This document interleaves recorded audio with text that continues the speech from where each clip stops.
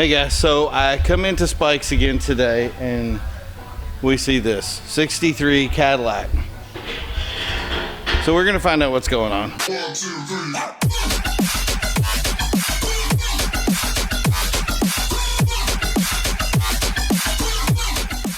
3. Okay, what have you bought?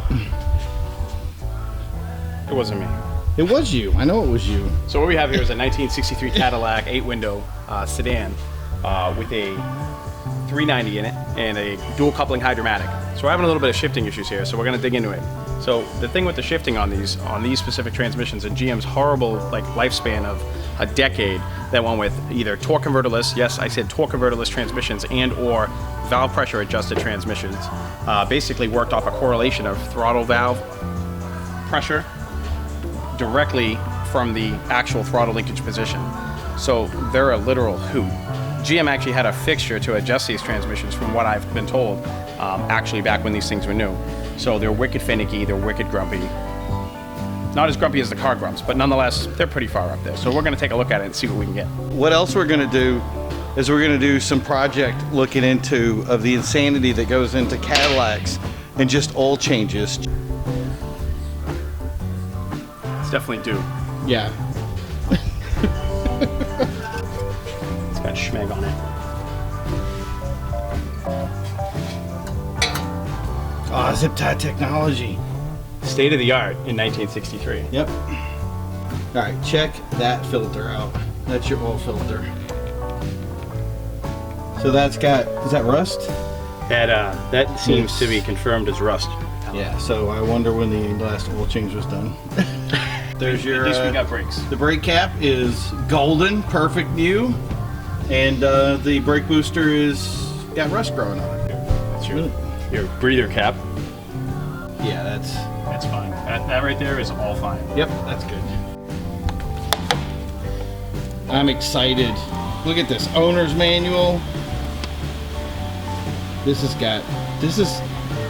a plethora of information. Look at this thing. Service department. This is getting crazy in here. What is this? Oh yeah. Always remember on your vintage vehicle engine cooling, have your authorized dealer clean and flush the system with water each fall. Nice. Is it like distilled water or just any water will do? Preferably tap or well. Well water. Do we have well water? We have to Also, special order it. Your oil change should be changed every 6,000 miles. Woo, nice.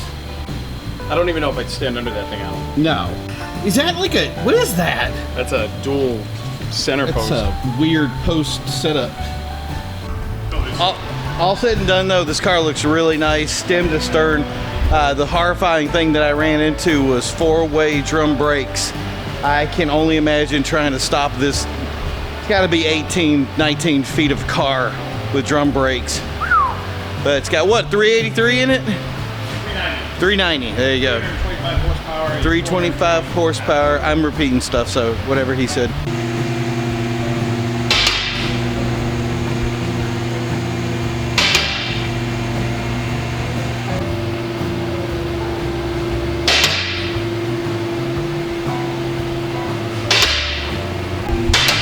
Two hours of lift later.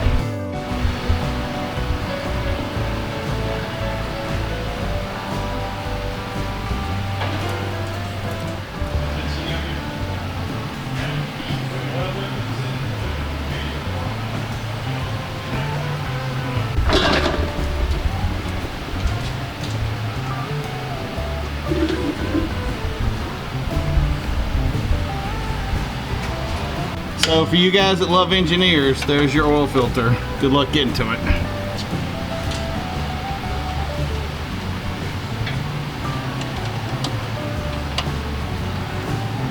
Oh, it's all fine. Yeah, that's good oil. Okay. Change the oil and then didn't change the filter? I don't think he did either of them. I think he changed the belt and the alternator in front of the filter, but left the filter on. Keep in mind, these tiny tie rods are what you're trusting your life with, which are like that big. Yep. That's how much do you think this thing weighs? 6,900 pounds. How long is it? We gotta measure it. 22, 23 feet. 23? Are you serious? Woo! That's a lot of car. Your Cadillac does not require a normal braking procedure. Nice. is ready for all normal driving as soon as you receive it from your dealer. Precision manufacturing methods have prepared it for regular driving, and it has been tested under simulated road conditions at the factory. Nice. Drive your new Cadillac at varying speeds in a normal manner, just as you expect to drive it for different traffic and road situations. I hope they don't know how we drive. I hope not, for God's sakes. Avoid driving at one constant speed, either fast or slow, for extended periods or the first 100 miles. Avoid full throttle starts and severe application of the brakes during this period. They obviously did not know us very well when they built this car. Done. That's a BP ground. That's a factory ground, my friend. Oh.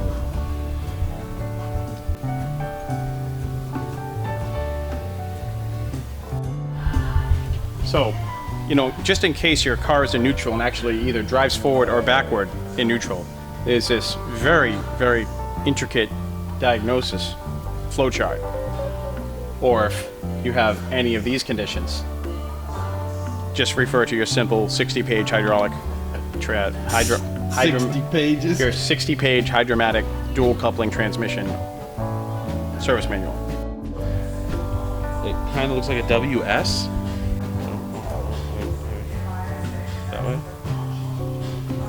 Yeah. I don't know. You think it's a GM Bolt? I don't know. Place manual lever on transmission in DR4 position. Place selector lever on steering column in DR4 against stop. Adjust length of manual rod until hole and manual lever lines up with hole and clevis, and then increase the rod length 1 turn more. If clevis contacts nuts before slack is taken out, this nut should be backed off still further. Install clevis on manual lever and tighten lock nut. Check manual selector lever in car. It should be free to enter park position in DR4 stop and steering column. Should correspond to a DR4 detent position in transmission. Readjust if these conditions are not met. And you definitely don't want your D10 hitting your nuts. Nope, it's bad. It's bad news. Okay, this is the part I'm dreading right here, because that thing up there, I don't know if you guys can even see it, like Yeah, it's gonna there. go So everywhere. we're gonna take a step back and Because I'm not entirely sure where. let Phil get coated. Yeah, thank Dude, you. I'd pull that forward, like way forward. Well, I'm gonna wait until I Oh, just yeah, get it yeah, cracked good call. loose, and Yeah, then I'm gonna pull it back. But I still need to reach up there. I had faith in you. I had faith you're gonna be covered in oil. Thank you. Oh, it's moving. I don't know if it's. Oh yeah, it's going. There other- you go. There it is.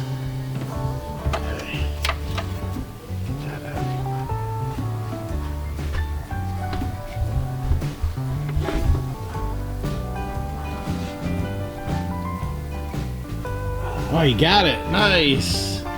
The extraction is complete. That didn't even spill an ounce of oil. No. Usually, when you crack them, you start to back them up. They just like overfill. I'm impressed. But that one, I'm hoping that is actually cycling through, Yeah, right. and that's not blocked. I mean, there is. Oh, That's a little thick, right? huh. No, looks okay. It's running. Yeah, we're gonna let that finish. Like, oh, what the That heck? that That's just the tab. yeah. That's the lift and peel tab. That just Okay, then we need that to get the cap off. Okay, well, that's the end of that. I didn't get the top off. Hey, it did. It worked. Done. sometimes you got caveman in this shit.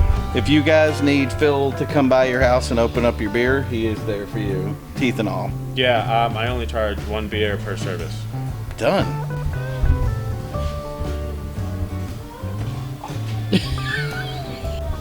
How you doing, Phil? Walk it off. That's for the first two. Don't let it happen again. Ooh, look, an enema.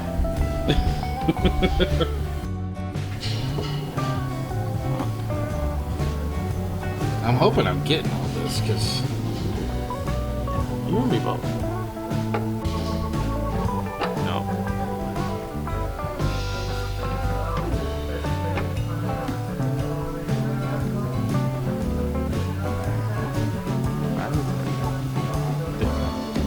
I think. I hope.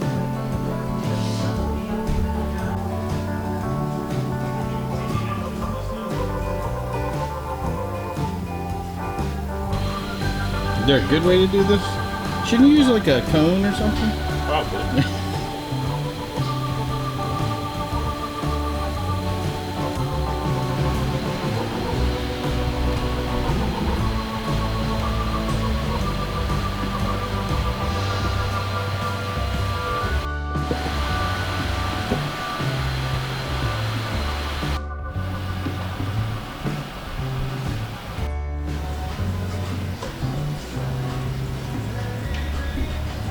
One thing I love about this car, no post. The windows just roll down. There's like a little chrome separator that comes up, but if it goes down, just there's nothing there. It's perfect.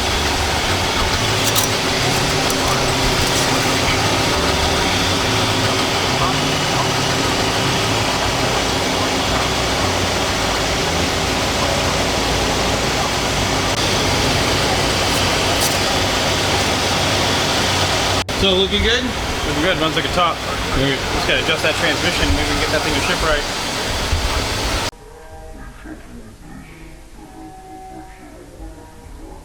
right. Okay, so today we're gonna do a little bit of a turnaround. We'll check out this. A lot of work's being done to this. The spare tire is in the way. We're gonna watch how to remove the spare tire thing and see if it's any fun.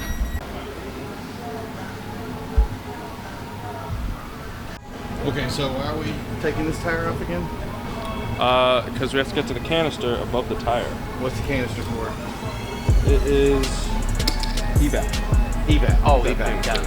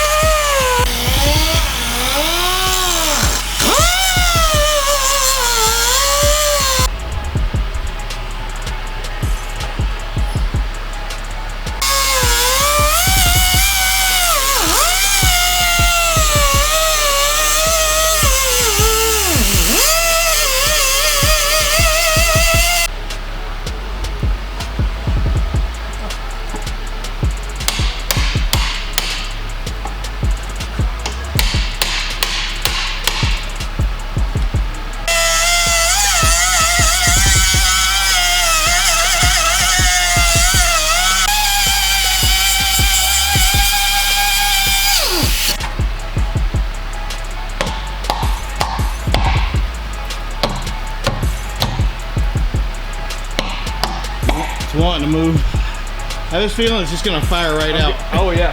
I'm ready.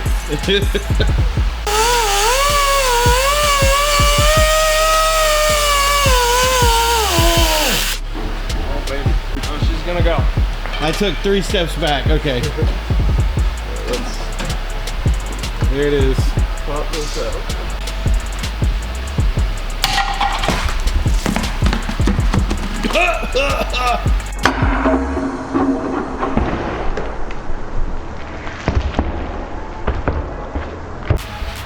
Got it.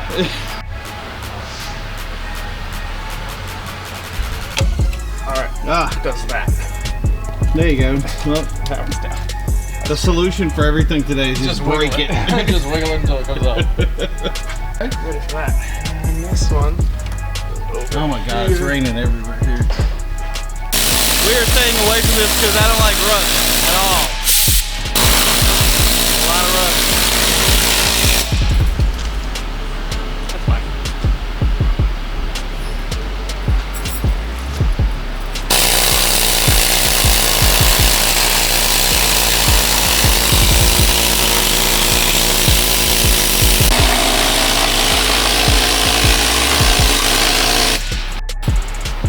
You can do that shit all day.